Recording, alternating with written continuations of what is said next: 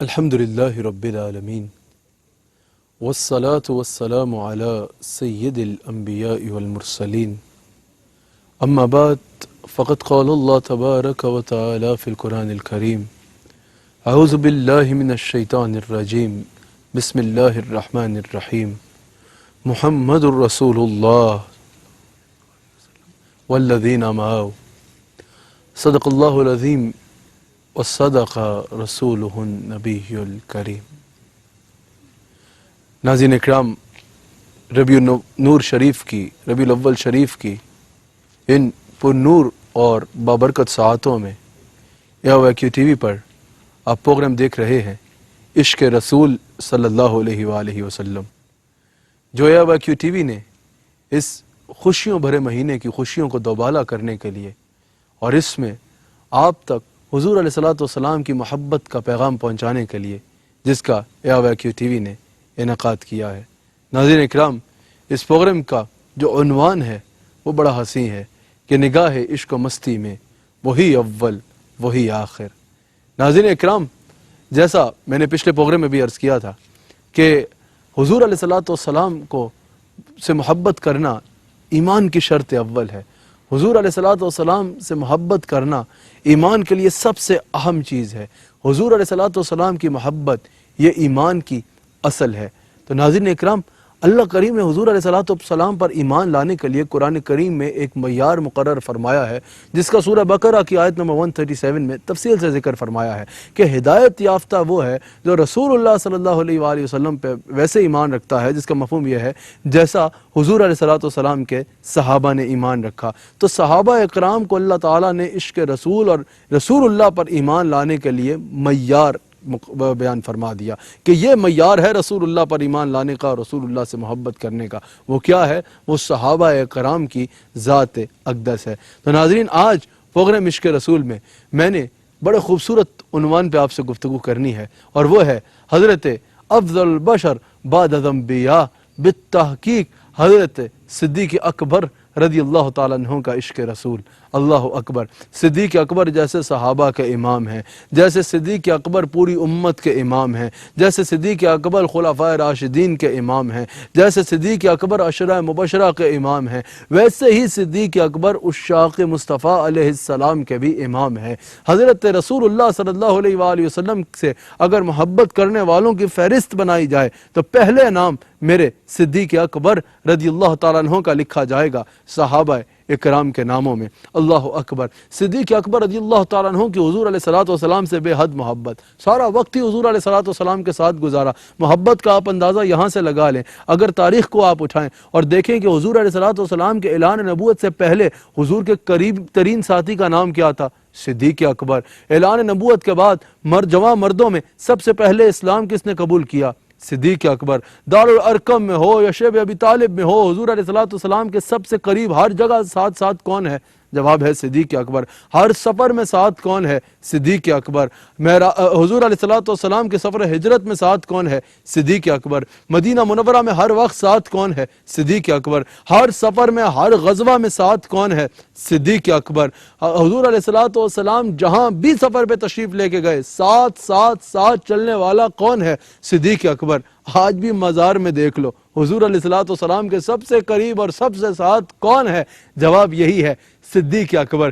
صدیق اکبر رضی اللہ تعالیٰ عنہ کا عشق رسول کی مثال نہیں ملتی۔ اللہ اکبر! میرے شیخ اکبر، میرے آقا نعمت، میرے ہادی و رہنما، میرے پیر طریقت حضرت شیخ احمد سرہندی فاروقی، حضرت مجدد الفسانی رحمۃ اللہ تعالیٰ علیہ، آپ ارشاد فرماتے ہیں کہ جیسے حضور علیہ السلام جیسا کائنات میں کوئی پیر نہیں ہے نا، حضرت شیخ مجدد فرماتے ہیں ویسے ہی ابو بکر صدیق جیسا کائنات میں کوئی مرید نہیں ہے۔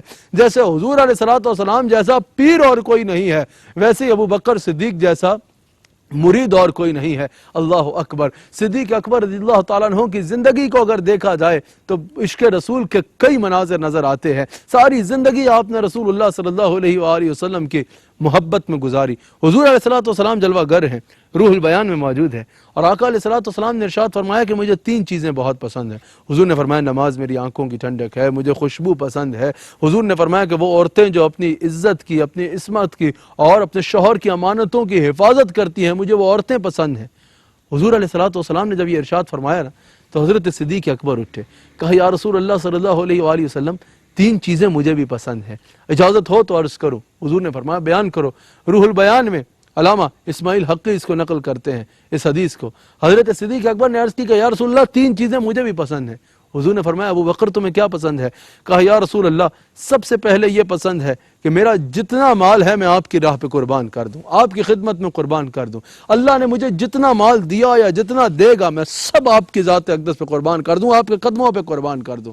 یا رسول اللہ دوسری چیز یہ ہے کہ مال بھی آپ پہ قربان کر دوں اور میری اولاد بھی آپ پہ قربان ہو جائے، میری اولاد بھی میں آپ کے اوپر قربان کر دوں۔ میری یہ بھی موجود ہے کہ میری صاحبزادی عائشہ صدیقہ سلام علیہا آپ کے نکاح میں ہوں، آپ قبول فرمائیں، اور میرا یعنی اولاد بھی آپ پہ قربان ہو جائے۔ یا رسول اللہ جب مال بھی آپ پہ قربان کر دوں، اولاد بھی آپ پہ قربان کر دوں، سب کچھ یعنی آپ پہ قربان ہو جائے، پھر اپنے لیے ایک چیز چاہیے۔ پہلے 2 میں مال بھی قربان کر دیا، اولاد بھی رسول اللہ پہ قربان کر دی، پھر کہا یا رسول اللہ مال بھی آپ کا، میری اولاد بھی آپ کی، لیکن ایک چیز اپنے لیے چاہیے۔ جب مال بھی آپ پہ قربان کر دوں نا، اولاد بھی آپ پہ قربان کر دوں، تو ایک تیسری چیز اپنے لیے ہے، تیسری چیز اپنے لیے پسند ہے۔ وہ کیا ہے کہ یا رسول اللہ سب کچھ آپ پہ قربان کر دوں، اگر میرے پاس رہ جائے تو کیا، ان نظر الی وجہک یا رسول اللہ صلی اللہ علیہ وآلہ وسلم، اگر مجھے اپنے لیے پسند ہے تو یہ پسند ہے کہ یا رسول اللہ آپ کا چہرہ اقدس ہو اور میری آنکھ ہو۔ اللہ اکبر۔ پھر اگر غار ثور کی راتوں پہ نظر ڈالی جائے، غار ثور کو دیکھا جائے تو یہ بات عیاں ہوتی ہے کہ وہ نبی جو مکہ سے چھپ چھپا کے نہیں نکلا، جب 40 کافر گھر کے دروازے کے باہر کھڑے ہیں وہاں سے چھپ چھپا کے نہیں نکلا، وہ کافر اندھے ہو جاتے ہیں، میرا نبی سینہ تان کے گھر سے نکلتا ہے۔ اس نبی کو جو اتنے کافروں کے گھر پہ پہرے پہ چھپ کے نہیں نکلا بلکہ سینہ تان کے نکلا، اس کو غار ثور میں چھپنے کی ضرورت نہیں تھی۔ غار ثور کی راتوں کا مقصد مجھے تو یہی نظر آتا ہے کہ صدیق اکبر نے کہا تھا نا ان نظر الی وجہک یا رسول اللہ، حضور نے اپنے غلام کو غار ثور میں بٹھایا اور کہا لو ابو بکر 3 دن اور 3 راتیں اور کچھ نہیں ہے، بس میرا چہرہ مبارک ہے اور تمہاری آنکھ ہے، میرا چہرہ ہوگا اور تمہاری آنکھ ہوگی۔ اس میں بھی صدیق اکبر کی محبت کے کئی مناظر ہیں۔ حضور علیہ الصلوۃ والسلام جب گھر سے نکلے نا، حضور علیہ الصلوۃ والسلام نے ہجرت کی رات جب ابو بکر صدیق کے دروازے پہ دستک دی، فوری طور پہ سامان تیار ہے، پردہ اٹھایا، کہا یا رسول اللہ حاضر ہوں۔ حضور علیہ الصلوۃ والسلام نے فرمایا ابو بکر رات کے اس پہر میں سامان باندھے گھر کے دروازے پہ کیوں کھڑے ہو؟ کہا یا رسول اللہ آپ نے کافی دن پہلے مجھے فرمایا تھا کہ ابو بکر کسی دن ہم ہجرت کریں گے اور میرے ساتھ ہجرت کے لیے اللہ تمہارا انتخاب کر چکا ہے۔ یا رسول اللہ اس رات سے لے کر آج کی رات تک ابو بکر سویا نہیں ہے کہ یہ نہ ہو کہ آپ کسی رات تشریف لائیں اور بلائیں اور مجھے آتے دیر ہو جائے۔ اس رات سے لے کے آج کی رات تک میں نے ہر رات اپنے دروازے پہ کھڑے ہو کے انتظار کیا ہے کب میرے آقا علیہ الصلوۃ والسلام مجھے بلائیں اور میں آقا کے قدموں میں حاضر ہو جاؤں۔ ہجرت کے وقت نکلتے وقت بھی عشق کے کئی مناظر ہمیں نظر آتے ہیں، کبھی ابو بکر حضور کے آگے چلیں، کبھی پیچھے چلیں، کبھی دائیں چلیں، کبھی بائیں چلیں۔ حضور نے فرمایا یہ کیا کر رہے ہو؟ کہا یا رسول اللہ صلی اللہ علیہ وآلہ وسلم جب یہ خطرہ ہوتا ہے نا دشمن آگے سے آئے گا تو میں آگے آ جاتا ہوں، جب یہ آتا ہے خطرہ کہ دائیں سے آئے گا تو میں دائیں آ جاتا ہوں، جب بائیں سے آنے کا خطرہ ہوتا ہے تو میں بائیں ہو جاتا ہوں کہ میرے جسم کے ٹکڑے ٹکڑے بھی ہو جائیں تو خیر ہے یا رسول اللہ، آپ کو کوئی نقصان نہ پہنچا سکے۔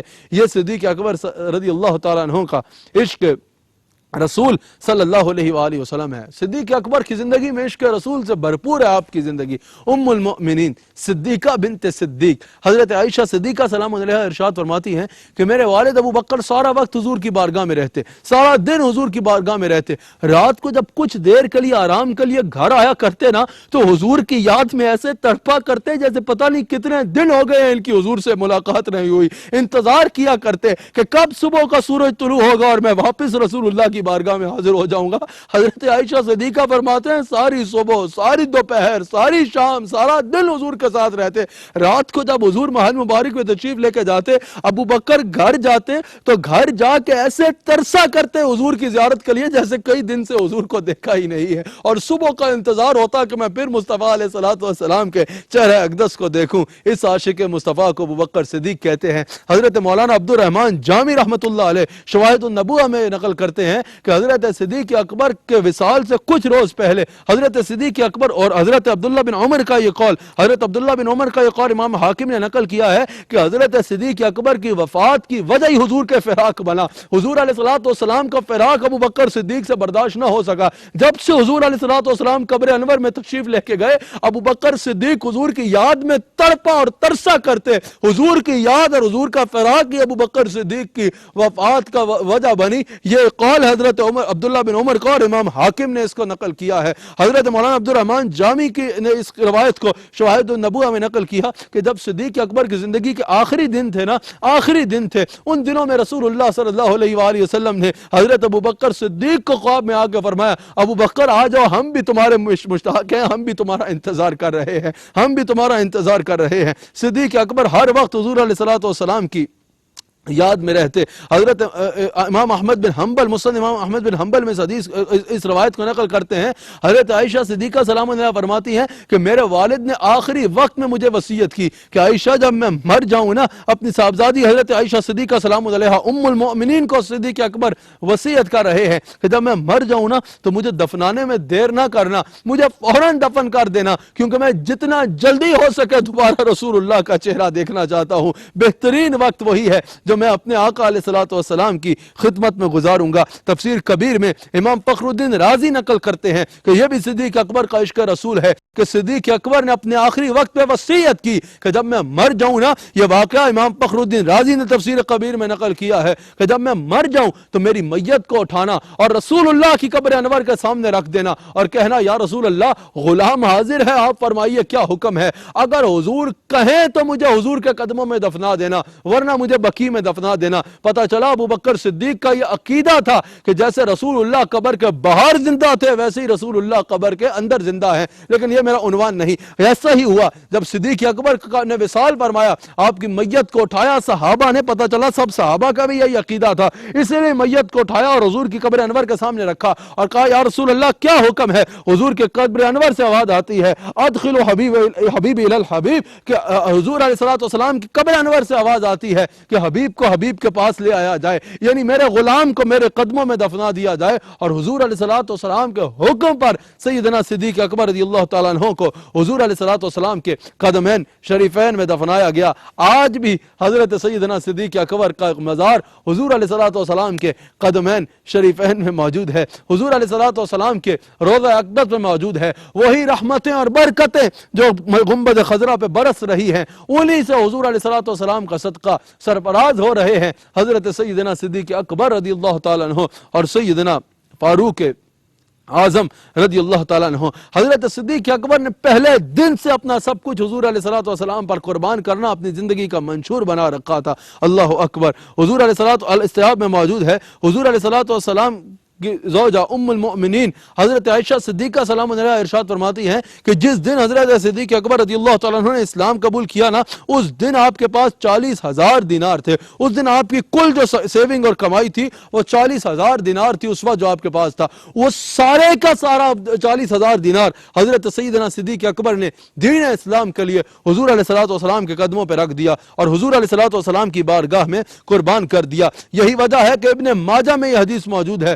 حضور علیہ الصلوۃ والسلام نے ارشاد فرمایا کہ مجھے کسی کے مال نے اتنا فائدہ نہیں دیا جتنا ابو بکر صدیق کے مال نے دیا ہے۔ ایک تبوک کا مقام ہی دیکھ لو کہ جب حضور علیہ الصلوۃ والسلام نے فرمایا، ترمذی میں بھی موجود ہے اور قرطبی میں بھی موجود ہے، جب حضور علیہ الصلوۃ والسلام نے ارشاد فرمایا کہ دین کو مال کی ضرورت ہے، مال پیش کیا جائے، کوئی حضرت عمر فاروق آدھا مال لے کے آ رہے ہیں، کوئی کتنا لا رہا ہے، کوئی کتنا لا رہا ہے، کوئی کتنا لا رہا ہے۔ فاروق اعظم کہتے ہیں ہر بار ابو بکر صدیق سبقت لے جاتے تھے، لیکن میں نے اس دن اپنے مال کا نصف حصہ لے آیا رسول اللہ کی بارگاہ میں اور نصف حصہ گھر چھوڑا۔ میرے دل میں یہ خیال تھا آج ابو بکر سے شاید میں زیادہ پیش کر دوں، یہ مقابلہ نہیں تھا، یہ ایک محبت کا اظہار تھا کہ شاید آج میں زیادہ پیش کر دوں، لیکن فاروق اعظم کہتے ہیں اس دن بھی ابو بکر بازی لے گیا۔ وہ کیسے کہ جب ابو بکر صدیق حضور کی بارگاہ میں آئے، حضور نے فرمایا ابو بکر گھر کیا چھوڑ کے آئے ہو؟ کہا ابقیت اللہ ورسولہ، یا رسول اللہ گھر میں اللہ کو اور آپ کو چھوڑ کے آ رہا ہوں، اللہ کے سوا اور آپ کے سوا گھر میں کچھ نہیں چھوڑا، جتنا مال تھا لے کے آپ کی بارگاہ میں حاضر ہو گیا ہوں۔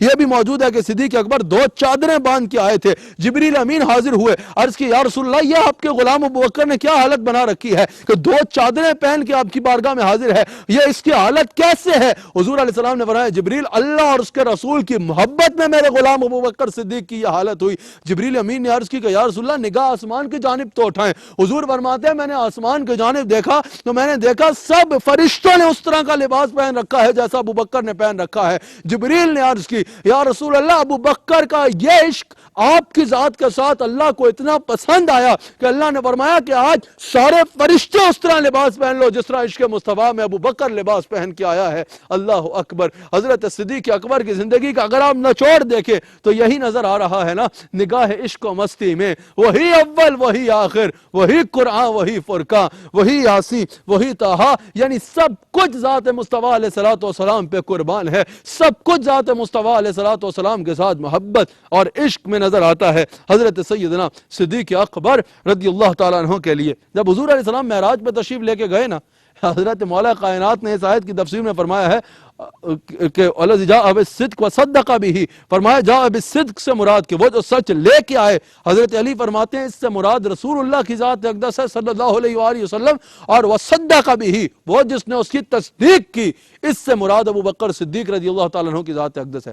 شعب الایمان میں امام باقی نقل کرتے ہیں کہ جب حضور علیہ السلام معراج پہ جا رہے تھے نا، معراج سے واپس آ رہے تھے، تو حضور علیہ السلام نے فرمایا جبریل جب میں واپس جاؤں گا بتاؤں گا کہ راتوں رات مسجد اقصیٰ گیا، نبیوں کی امامت کی، لا مقام پہ گیا، اللہ سے ملاقات کی، جنت کو دیکھا، دوزخ کو دیکھا، راتوں رات واپس آ گیا، اس پہ کون یقین کرے گا؟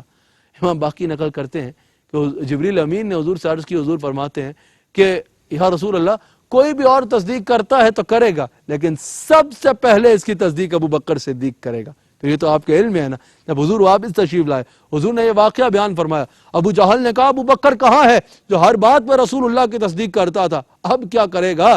دیکھا تو پتہ چلا کہ آپ مکہ سے باہر گئے ہوئے ہیں۔ اب واپس آئے تو ابو جہل سب سے پہلے آپ سے جا کے ملا اور کہا کہ بتائیے اگر کوئی کہے کہ میں راتوں رات مسجد اقصیٰ گیا یا ممکن ہے؟ آپ نے فرمایا نہیں ممکن نہیں ہے۔ اگر کوئی کہے کہ میں راتوں رات 7 آسمان پار کر گیا، لا مقام پہ گیا، جنت و دوزخ بھی دیکھ آیا، اللہ مقام پہ تو اللہ سے مل آیا، کیا یہ ممکن ہے؟ صدیق اکبر نے کہا کہ ہاں اگر کوئی کہے تب تو ممکن نہیں ہے، لیکن اب یہ بات ہوئی نا کہ راتوں رات مسجد اقصیٰ گیا، راتوں رات لا مقام گیا، راتوں رات 7 آسمان پار کر کے سدرہ پار کر کے لا مقام پہ چلا گیا، صدیق اکبر سمجھ گئے اتنی بڑی بات کوئی اور کر ہی نہیں سکتا۔ صدیق اکبر نے فرمایا یہ کہتا کون ہے؟ کہا جس کی تم ہر بات کی سب سے پہلے بڑھ کے تصدیق کرتے ہو نا، انہوں نے یہ کہا ہے، بتاؤ اب اس بات کی بھی تصدیق کرو گے یا اب نہیں کرو گے؟ ابوبکر صدیق کا تم اتنی سی بات میں پریشان ہو گئے کہ میں یہ مانوں گا یا نہیں مانوں گا؟ ابو جہل میں بغیر رسول اللہ سے تصدیق کیے تم سے سن کے کہتا ہوں کہ اگر رسول اللہ نے یہ فرمایا ہے تو میں تصدیق کرتا ہوں، رسول اللہ نے اگر کہا ہے تو حق کہا ہے، ایسا ہوا ہے۔ اگلی بات ناظرین پتہ کیا ہے جو عشق رسول کی اعلیٰ منزل ہے؟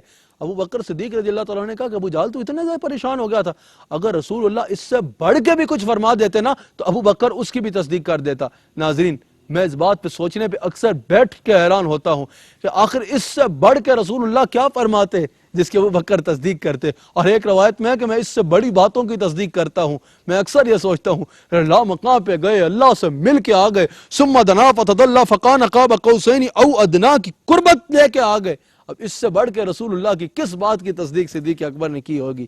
یا یہ اللہ جانتا ہے، یا یہ رسول اللہ جانتے ہیں، یا یہ صدیق اکبر رضی اللہ تعالیٰ عنہ جانتے ہیں۔ یہی سبق ہے صدیق اکبر کی زندگی کا کہ نگاہ عشق و مستی میں وہی اول وہی آخر وہی قرآن وہی فرقان وہی یاسین وہی طٰہٰ۔